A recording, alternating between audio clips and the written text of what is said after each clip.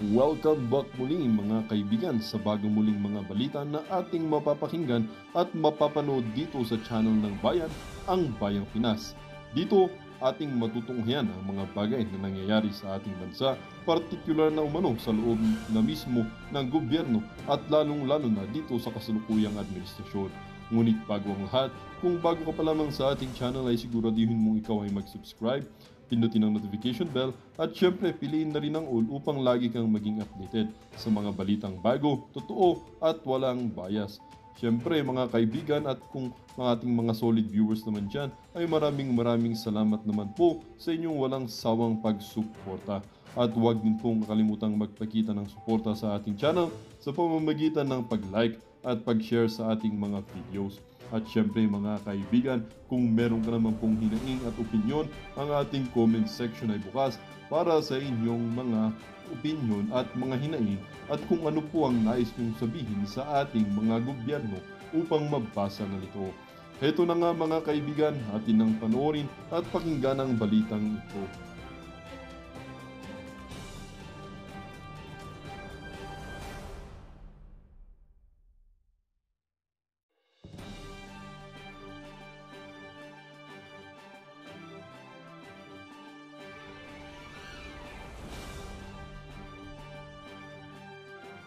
Kita ho natin na hindi ho komportable itong si Marcos Jr. Paano ba naman? Mantakin mo yun, asawa mo na, pero mas kinakausap pa yung pinsan mo. Paano kasi? Bangag ka kasi. Singot ka kasi ng singot. Pahinga ka muna kasi. Yan tuloy yung asawa mo na mismo, ayaw ka kausapin. Ito pa ho mga kababayan. Ayan OP na OP. OP na OP ho itong si Marcos Jr. Ayun na nga mga kababayan, rekta na ho tayo. Ano lang, gusto ko lang may pakita na talagang ang mga kabalbalan na nangyayari ngayon, yung panggigipit kay BP Sara, yung panggigipit kay Pastor Apollo Kibuloy, walang ibang may pakana kundi yaang bakulaw na yan si Lisa Araneta Marcos. Perwisyo sa sa sambayan ng Pilipino yung ali na yan. Ang laking perwisyo ho ang nakamtan ng sambayan ng Pilipino diyan sa ali na yan. Eto, rekta ho tayo dito kay Binibining Maharlika, dito kay Atty. Vic Rodriguez. Kita nyo na ho ba yung mga kandidato natin? Ayan kita nyo na ho ba yung mga numero? Siguro sa matagal-tagal pa naman ho yung eleksyon, yung mga pangalan at numero paulit-ulit ho dyan. Siguro kahit nakapikit niyan sa balota, yung mararamdaman nyo lang yung pagkasulat ng pangalan, alam nyo na ito 32, JB Hinlo, di ba? Pagka itong mga kandidato natin, natalo pa yan, talagang dinaya na. Nagkaroon na ng focus-focus, ito, dito tayo kay Palangga, Binibining Maharlika. Sa ating mga kapitbahay, hindi lamang ho sa infrastruktura, pati sa pag-uugali. Ay, teka lang. Ano ho muna pala ho tayo? Mabilis ang update, Mabilis ang update ho tayo sa mga kaganapan dyan sa Quirino Grandstand. Ito, mabilis ang update. Sabing peace rally. Detalye sa live report ni Christine Dantes. Christine. Naku po. Kasado na at handang-handa na para sa gagawing National Rally for Peace ang Iglesia ni Cristo na gaganapin bukas sa Quirino Grandstand bilang pakikiisa sa panawagan na magkaisa at magkasundo ang mga namumuno sa ating organisado, nakakatuwang makita na talagang areglado lahat, portalet, mga saludo. Napakahusay talaga. Dahil sa inaasahang pagdagsa. Kaya naman, para sa mga dadalo, respetuhin ho natin yung diwa ng rally na pangungunahan ng INC kasi pera, manpower, talagang matagal na paghahanda ho ang ginawa ng INC para maipakita sa administrasyon na to, sa mga politiko na ang kailangan natin kapayapaan. Huwag niyong guluhin ang usapan, ika nga. Sana mga miyembro ng INC ay naglagay ng 1,000 portalet sa 4 na sulok na nasabing lugar kung saan every 2 hours ay lilinisin ito para hindi mapuno at magdulot ng mabahong amoy at mapanatili ang kalinisan sa paligid. Nagtalaga din ng Emergency Operation Center at Incident Command Post na siyang magmamanage ng mga resources na makakatuwang sa nasabing aktibidad. Katuwang din ang lahat ng mga scan, para mapanatili ang kaligtasan, kaayusan at kapayapaan ng isasagawang national rally. 8 tent naman ang inilagay bilang emergency. Ayun, naputol, no? Ang importante ho dito meron na ho tayong update sa mga kaganapan na yan dyan sa Quirino Grandstand. Napakalaking stage. Pero sa iba't ibang bahagi ng Pilipinas, nakita ho natin yung mga larawan, talagang, kumbaga, in full swing na yung paghahanda at yung ibang mga lugar talagang handa na ho para bukas. Naku, matindi-tindi ho ito mga kababayan. Matindi-tindi ho ito. Okay. Prueba, kagaya ho yung mga nag-i-enjoy sa pagtanggap ng ayuda. Yung ayuda ho, doon sa mga tumatanggap ng pera ng ayuda, maawa po kayo doon sa talagang dapat magbenepisyo dyan. Yung tumatanggap ng ayuda, yung tinatawag nating ayuda ni Bongbong Marcos at ni Martin Romualdez, yung ayuda na unconditional cash transfer, dapat po yan ibinibigay doon sa tunay na nangangailangan. Hindi doon sa mga leader ng mga corrupt na politiko at ng mga taong gobyerno. It is totally unlike yung 4Ps, yung Conditional Cash Transfer Program. At least yun, merong limit, merong hangganan at may condition. Anong condition yan?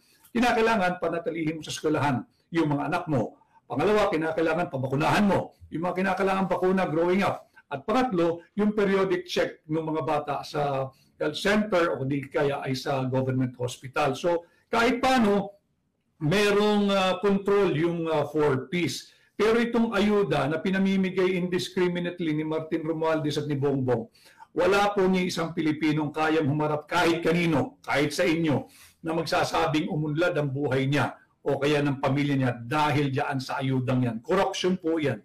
At yung sinasabi natin na sana maging kagaya tayo ng Estados Unidos na napakaganda at ganoon din naman sa Japan, sa Hong Kong, sa Singapore, lahat po yan ay nagsisimula sa liderato ng ating bansa. Nakakalungkot at kagaya ninyo, si Binibining Maharlika at kagaya ko, nabudol po kasi tayo pare-pareho We were approaching 2021 and 2022, lalo na mag-i-eleksyon na, ng napakataas ang pag-asa na ito na ang magtutuloy ng mga magagandang gains and proyekto ni Pangulong Duterte at tuloy-tuloy na yung pag-take off ng Pilipinas. Subalit, ibang klase pala ang interes nito, unahin yung interes ng kanyang pamilya at ng mga nakapalibot na elitistang politiko na walang ginawa kundi ubusin ang pera sa kaban ng bayan ng Pilipino. Yeah, so Attorney Vic, itong issue sa drugs or sa pulburon na talagang hindi natatapos-tapos. Recently, merong pronouncement ang PNP na kung saan exempted ang mga, not only yung mga police natin, kundi pati mga kasundaluhan sa drug test at dito sa psychological test. Ano ang opinion nyo dito? Para talagang, ito-tolerate na itong paggagamit ng isang malaking pambubudol sapagkat lalong tumitindi yung panawagan na sumailalim sa isang open, fair, credible and transparent hair follicle drug test ang Republika ng Pilipinas na namumuno si Bongbong Marcos, subalit ginawa ng exempted yung mga miyembro ng AFP at PNP and I'm not sure if even other members of the uniformed personnel.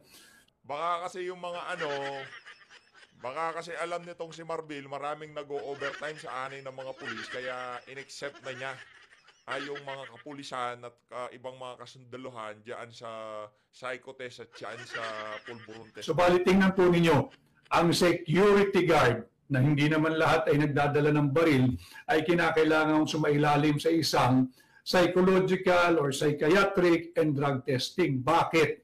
Bakit? Samantalang yung mga binibigyan mong matataas sa kalibre ng baril exempted, isang malaking kalokohan yan.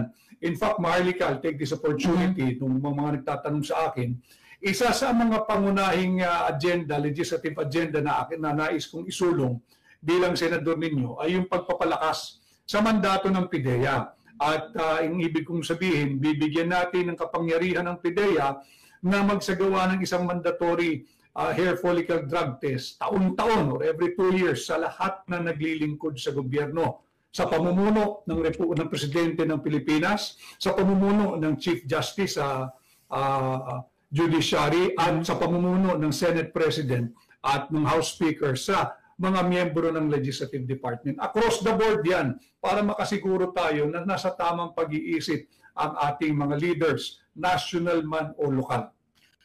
Wow. So sana talaga, Attorney Vic, ang mga leaders o ang mga magiging future leaders like you ay talagang tutukan para mabawasan itong issue natin, lalo na sa droga. Attorney Vic, sa interview mo with Karen Davila, talaga naman nagba-viral ngayon, di ba? Ang galing-galing niyo pong sumagot doon. Sabi nga namin, eto mga friends ko dito at ang mga viewers natin, talagang very smart at ang talas ng mga sagot, talagang straightforward. Saludo. Paulit-ulit mong sinasabi doon at even nasa book mo na ikaw ay talagang inappoint ni Bongbong Marcos as Chief of Staff at pinirmahan niya. So, ang gusto kong itanong sa'yo, ikaw ba ay hindi mo pinagsisihan yung hindi pagtanggap nun? Kasi maraming nagsasabi na sayang naman, dapat nakisakay ka na lang sa gobyernong Polboronic.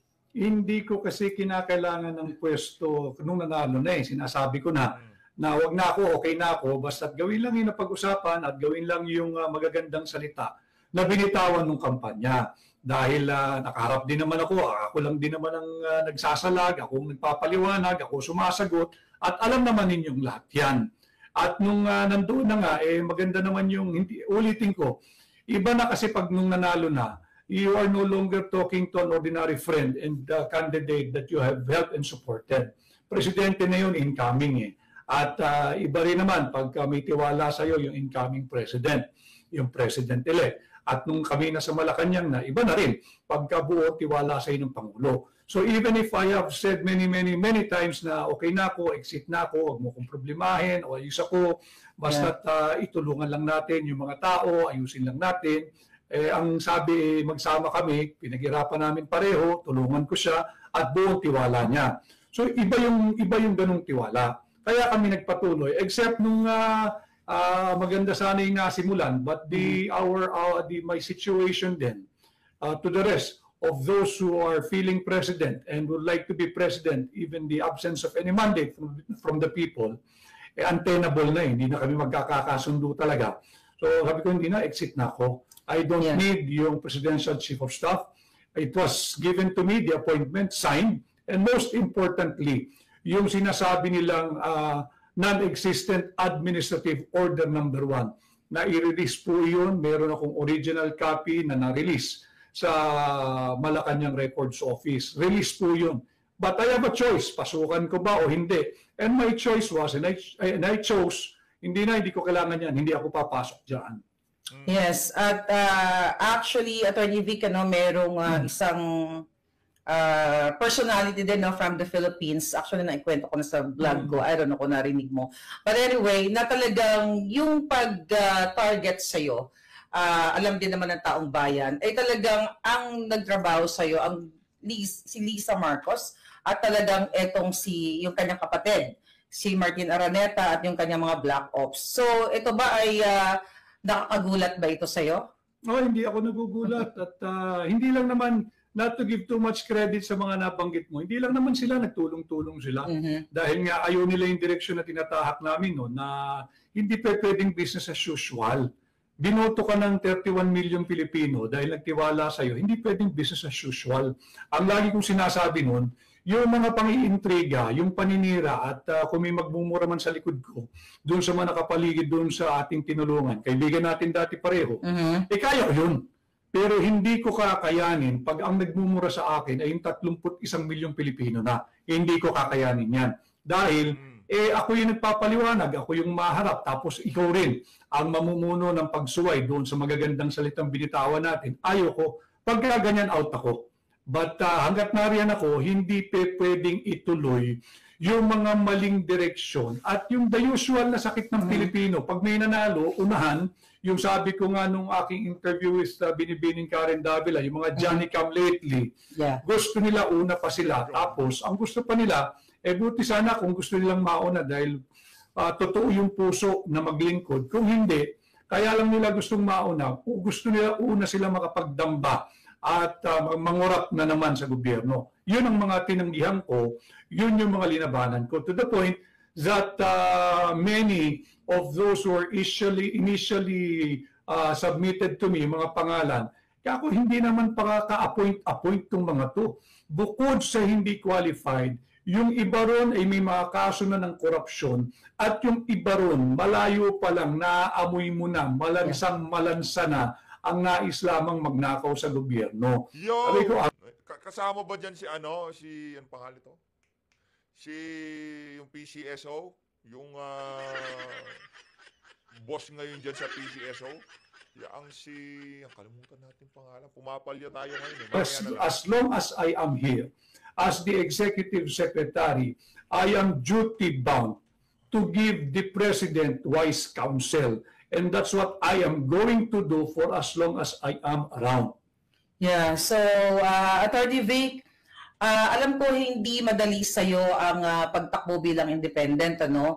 And ako nalulungkot ako kasi minsan talagang akala natin kaalyado natin pero may sumisira sa'yo ngayon pa lang. Dahil siguro nakikita nila na malakas din talaga ang dating mo sa taong bayan.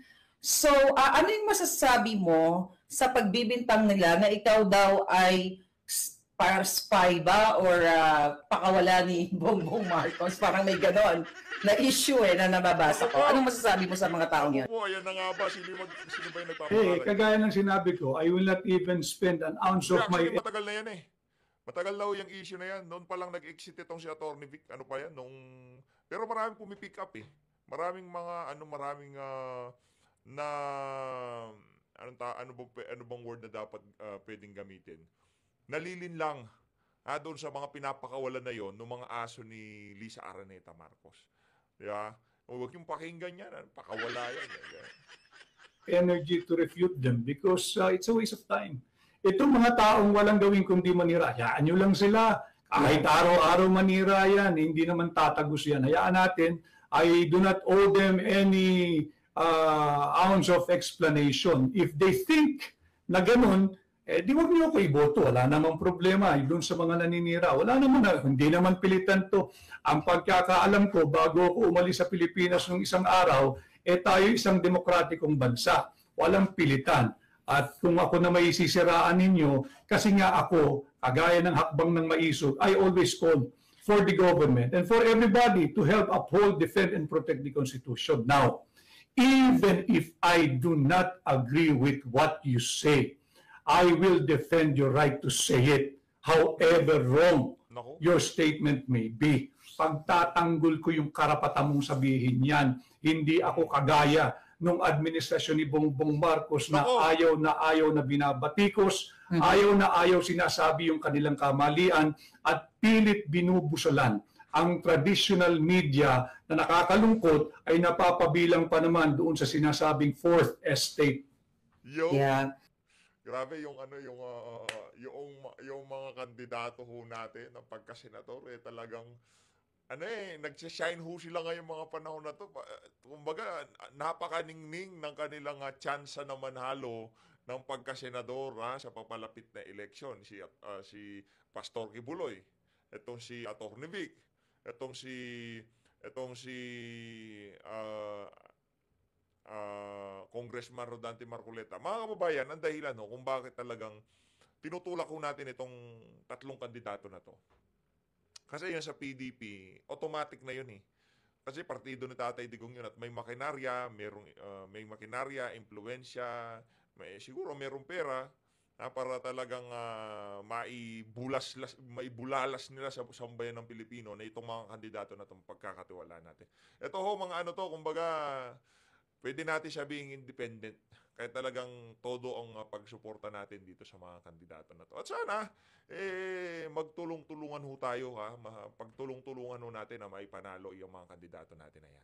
So, ano po ba ang plataforma ng Maisog sakaling tayo ay pala rin na maging parte ng gobyerno? Bilang tunay at maisog na oposisyon, aking dadalhin yung ating war on corruption. Sa gobyerno, aking ipapanukala ang pagbabalik at maibalik ang death penalty sa kasong plunder. Pero bago ho natin ma-excite sa pagbabalik ng death penalty, unahin po natin, kinakailangan nating amyendahan yung plunder law.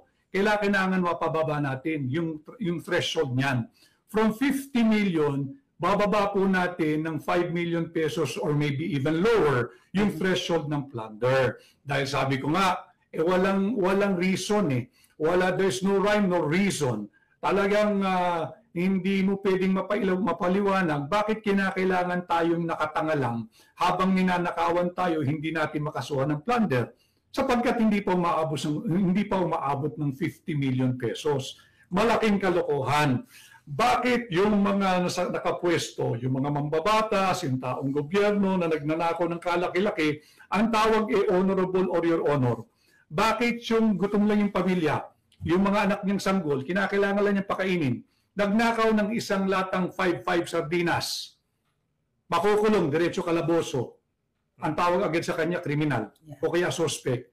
Bakit ganon? Hindi ba't mas malala, mas masahol at mas hinos yung nakawan mo, hindi lang pera ang mamamayang Pilipino, hindi lang isa, kundi yung buong populasyon, 115 million Filipinos yung nanakawan mo.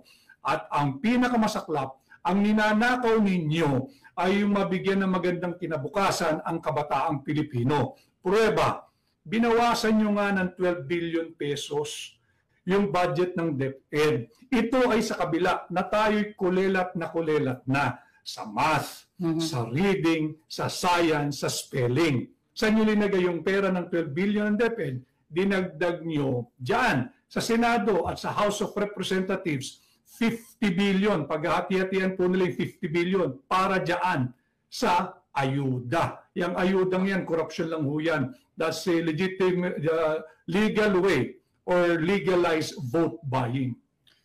Attorney Vic, ngayon, I believe may mga isinusulong na naman na bagong impeachment laban kay Inday Sara. And sa January 13, Monday, sa Pilipinas, ay magkakaroon nga ng peaceful rally dito sa Quirino Grandstand ang ating mga kapatid na INC. So mayroon akong naulinigan, I hope hindi totoo, na pilit ginagapang ng Marcos administration, particularly si Liza, kung saan ay gusto niyang parang i-bribe ang INC para maging part ng program si Bongbong Marcos. Hindi pa naman kumpirmado to. Just in case na mangyari ito, ano ang sa tingin mo magiging impact nito sa taong bayan at sa iyo?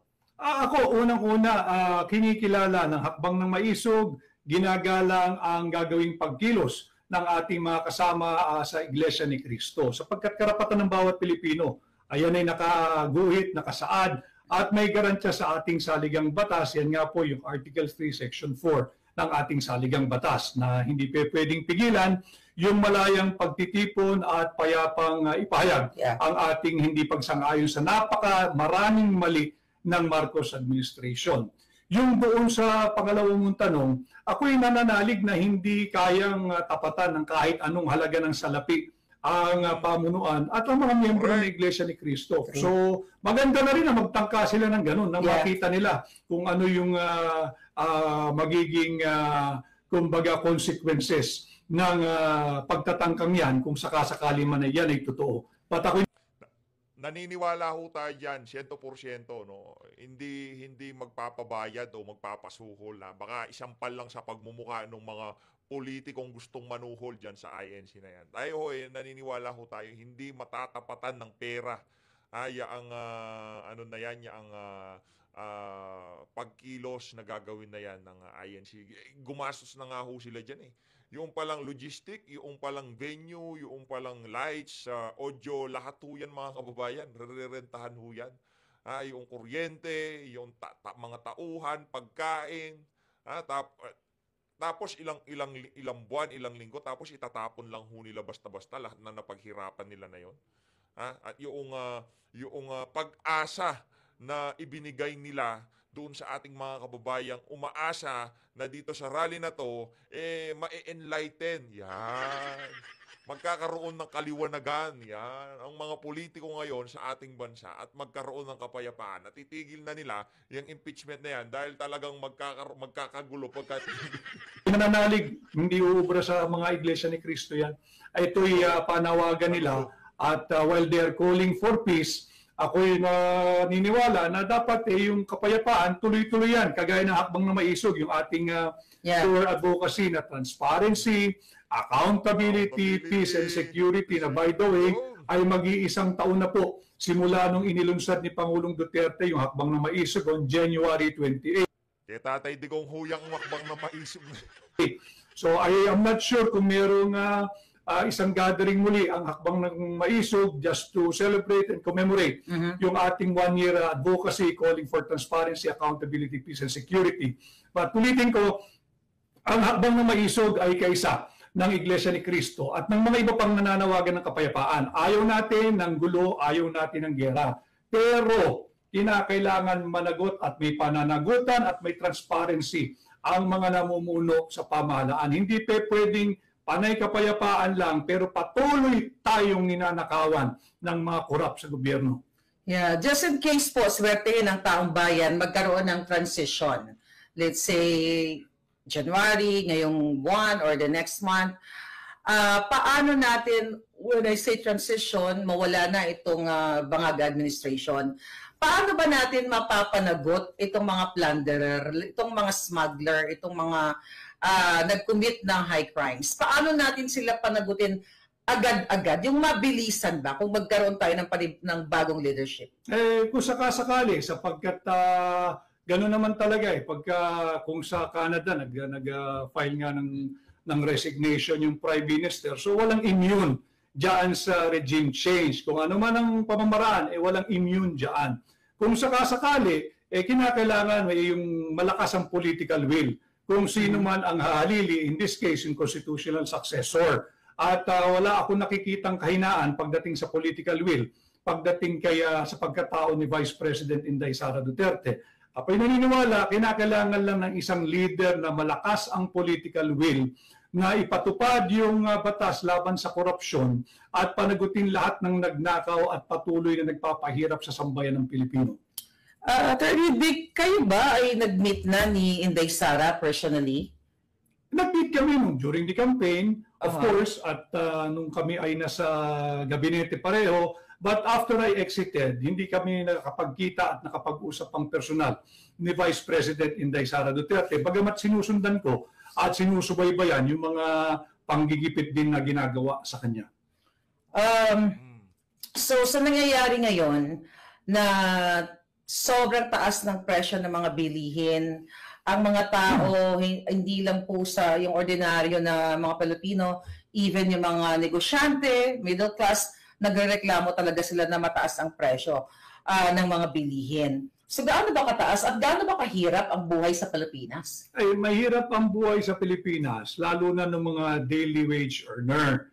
Alam ho ninyo, merong binibida yung gobyerno yung sulit rice. Yun daw po yung mura at para doon sa mga marginalized at saka yung unserved and underserved at yung mahihirap na miyembro ng ating lipunan. Mga kababayan, yung 36 pesos per kilo nung sulit rice, ang itsura po nun yung talagang 100% broken. Yung pag sinaing mo, kahit gusto mong mabuo yung kanin, hindi po mabubuo yun, tubig na po yun, lugaw na po yun. Yun yung binibida nilang affordable rice. Kaya nga sabi ko, yung party sa Malacanang, bakit naman kaya hindi niyo subukan? Isang buwan lang, kayong kumain araw-araw ng sulit rice ninyo. Yung parang lugaw, yung parang tubig na lasang bigas na lamang. At hayaan... Doon ako bumibili kay Atty. Vic, yung tubig na lasang bigas. Kumbaga, yung description niya ho talaga, hindi katanggap-tanggap, hindi pagkain ng tao yan. So, pwede naman siyang ilugaw. Pwede ka ba kumain ng lugaw o na lang lugaw yung kainin mo? Hindi naman ho pwede yun. Kaya ka nga bumili ng bigas para yung tipong ganyan-ganyan mo siya sa kanin, di ba? Yung tipong matapik-tapik mo yan, di ba? Yun yung essence yung pagkain mo ng kanin, tapos bibigyan ka pagkaluto mo sa tag dito sa bigas diyan sa nabili mong bigas ay magtutubig. Yung masasarap na kinakain nyo, ibigay ninyo sa mahihirap for a change so that you will understand kung ano yung buhay ng mahirap at kung ano'y nararamdaman at dinaranas nito araw-araw. Mahirap ang buhay sa Pilipinas dahil patuloy na tumataas ang kamatis is around 310 to 340 pesos per kilo. Ang presyo ng tubig ay tumaas. Ang Maynilad ay nagtaas ng 7.32 per cubic meter. Ganun din ang Manila Water na 5.90 something. At next week,